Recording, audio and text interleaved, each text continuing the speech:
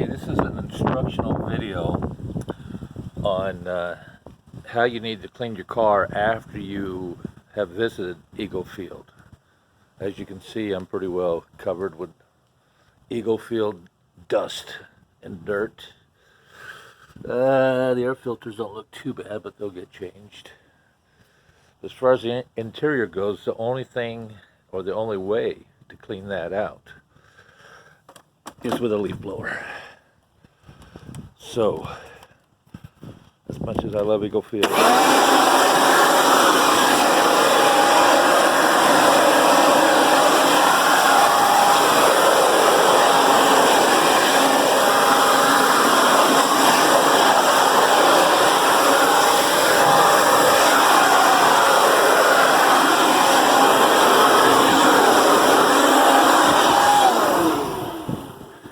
and now she's clean.